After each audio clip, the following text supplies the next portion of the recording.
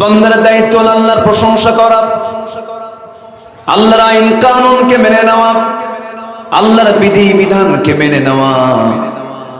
কিন্তু দুঃখজনক হলো সত্য, বান্দা নামাজ পড়ে আল্লাহর নিয়মে, কিন্তু দেশটা চালাতে চায় না আল্লাহর নিয়মে। এরকম সুবিধাবাদী মুসলমান বুঝি আমার দেশে নাই? আসতে বলবেন না, আছে না নাই? আচ্ছা, হজ করতে যায়, মসজিদ বানায়া দেয়, রমজান মাসে রোজাও রাখে, কিন্তু যখন বলা হয় সুদের কারবার চলবে না, মদের দোকান চলবে না, জেনার কারবার চলবে না, ওর মাথা খারাপ। আছে কি না? আসতে বলবেন না, আছে না নাই? আচ্ছা,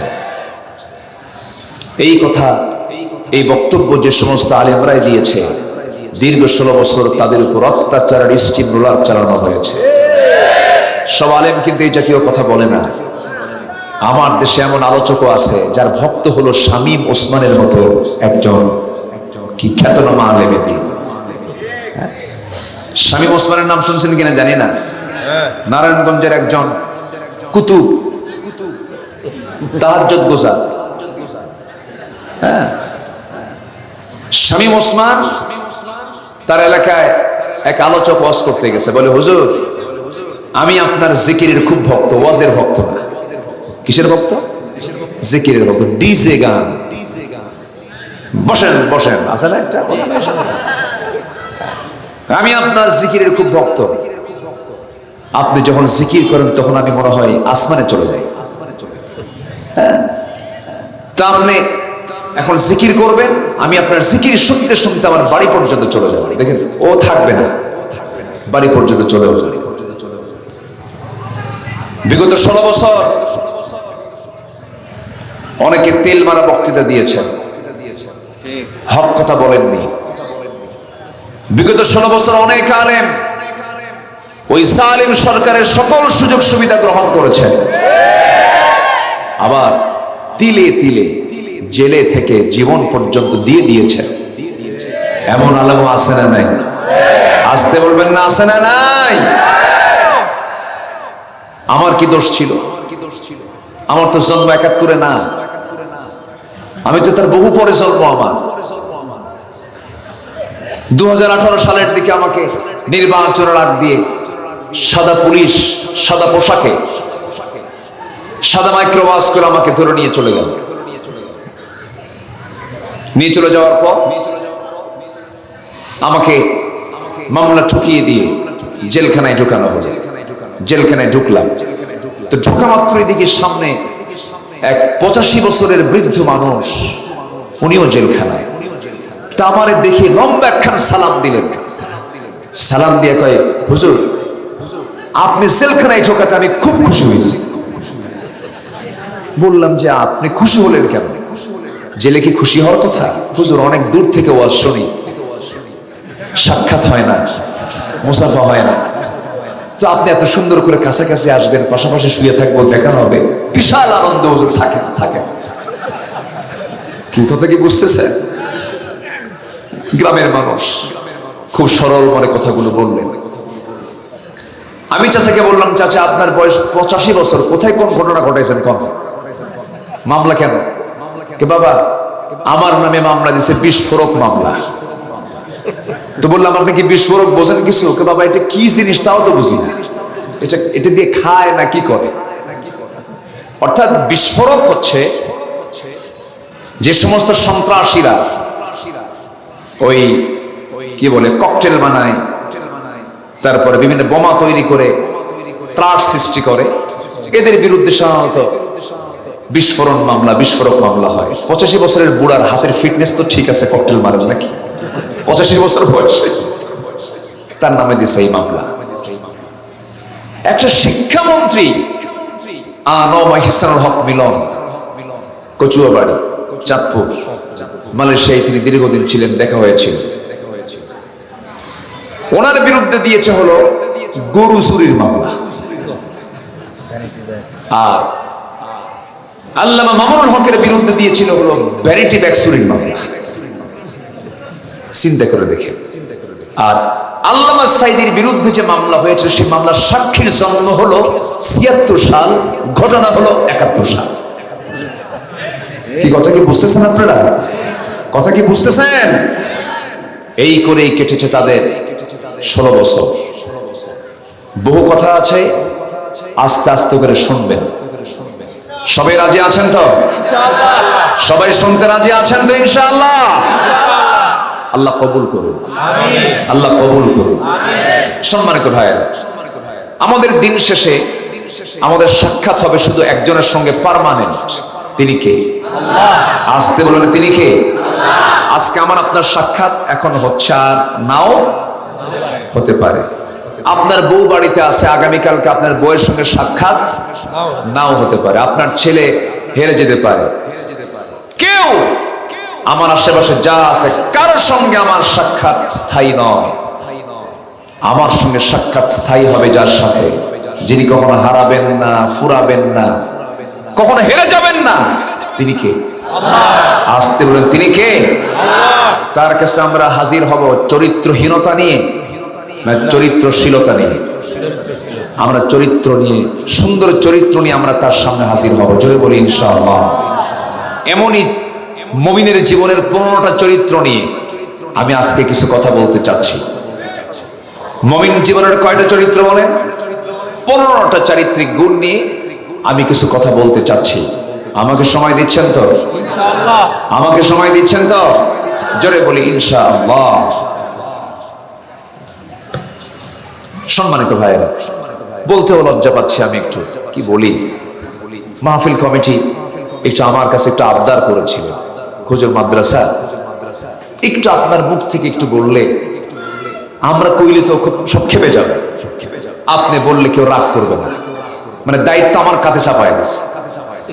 তো একটু মাহফিল কমিটি যদি আপনাদের কাছে 2টা মিনিট শুরুতেই, এরা মাঝে মাঝে আমাকে চিরকুট দেবে, এই যে চিরকুট আসা শুরু হয়ে গেছে, তা আমি চাচ্ছি যে 2টা মিনিট আমি একটু গরম পানি খাই। একটু আপনার কাছে যদি এই যুবকরা যদি একটু চাদর নিয়ে অথবা ব্যাগ নিয়ে যায়, থাপ্পড় দিবেন না আদর দিবেন? কিচ্ছু কয় না। কি থাপ্পড় দিবেন না আদর দিবেন? একটু মোহাব্বত দিয়ে যে যা পারেন সবাই একটু দিবেন। চাদর মনে হয় যায়নি ভিতরে, না? এর আগে গিয়েছিল? এর আগে গিয়েছিল? ও যায় নাই মনে হয়, আসছিল একটু লোক কম ছিল, মানে এরা আবার চিরুনি অভিযান দিচ্ছে। একটু 2টা মিনিট আমাকে বলেছে তারা, যেহেতু একটু আমাকে একটু সুযোগ দেন। এই সুযোগে কেউ উঠবেন না, কিন্তু একটা লোক উঠবেন না।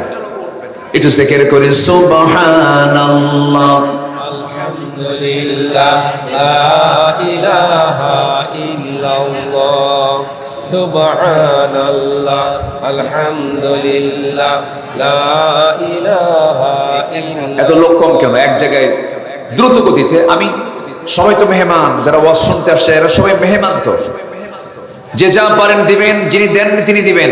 আর যার কাছে কিছু নাই, হুজুর আমি কিচ্ছু নিয়ে আসিনি, দেবো কি? আপনার জন্য দোয়া হবে। যদি কিচ্ছু না থাকে, বিড়ি থাকলে বিড়িও দেন, দেন তবু।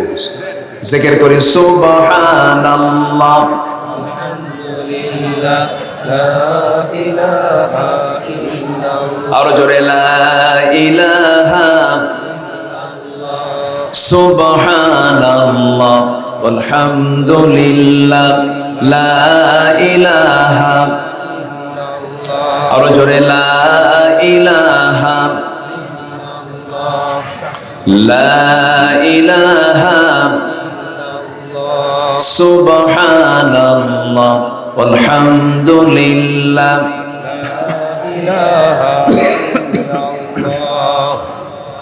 জি, ব্যাগগুলো গেল কোথায়? হ্যাঁ,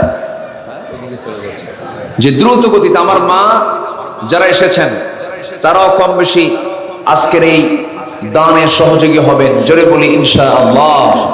আল্লাহ তুমি সকল মাকেও দিল থেকে দেওয়ার তৌফিক দিয়ে দাও। জোরে বলি আমিন। জি,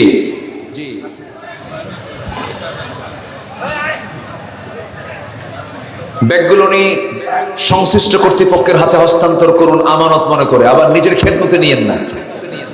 জি আসেন, আমরা এখন মূল আলোচনার দিকে আস্তে আস্তে চলে যাচ্ছি। আল্লাহর সামনে কি সাক্ষাৎ আমরা করতে চাই? আস্তে কর। আল্লাহর সামনে কি আমরা সাক্ষাৎ দিদার লাভ করতে চাই? আল্লাহর দিদার হবে কি হবে না? হবে। কিন্তু লজ্জা নিয়ে হাজির হব না সম্মান নিয়ে হাজির হব? লজ্জা নিয়ে না সম্মান নিয়ে? এই জন্য চরিত্রহীন দরকার না, চরিত্রবান হওয়া দরকার। চরিত্রবান হওয়া দরকার। আল্লাহ রাব্বুল আলামিন বলেন, فمن كان يرجو لقاء ربه فليعمل عملا صالحا ولا يشرك بعبادة ربه أحدا। জোরে বলুন আল্লাহু আকবার। যদি কোনো বান্দা তোমরা আল্লাহর সঙ্গে সাক্ষাৎ করতে চাও, নাম্বার শর্ত হলো, 1 নাম্বার শিরিকের কাজে যেও না। শিরিক থেকে মুক্ত হয়ে নিজেকে আল্লাহর সঙ্গে সাক্ষাতের উপযোগী বানায় ফেলো। ফামান কানা ইয়ারজু লিকা রাব্বিহি ফালইআমাল আমালান সালিহা। নেক আমল করো, শিরিকের কাজ করো না, আল্লাহর সঙ্গে সাক্ষাৎ হয়ে যাবে, সোজা তুমি জান্নাতে চলে যাবে। জোরে বলি সুবহানাল্লাহ।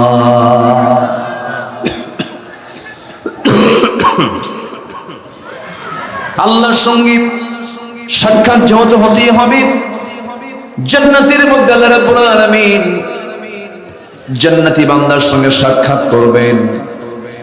সেই সময় জান্নাতি বান্দাগুলো আল্লাহকে তেমন করে দেখতে পাবে যেমন করে আকাশের পূর্ণিমা রাতের চাঁদ যেমন উজ্জ্বল দেখতে পায়। আল্লাহকে দেখতে পাবে। আল্লাহকে দেখার শখ আছে না নাই? আসতে বলবেন না, আছে না নাই? দুনিয়ায় না জান্নাতে? দুনিয়ায় না জান্নাতে? দুনিয়াতে হবে দেখা? আল্লাহর সঙ্গে কি দেখা হবে আজকে দুনিয়াতে? একজন নবী দেখতে চেয়েও দেখতে পাননি, নবীর মতো এত দামি মানুষ দেখতে চেয়েও দেখতে পাননি। সে নবীটার নাম কি বলুন? অস্ত সবাই পায়। এত সুন্দর করে জবাব দিলেন, আলহামদুলিল্লাহ। জেলার নাম কি বলেন?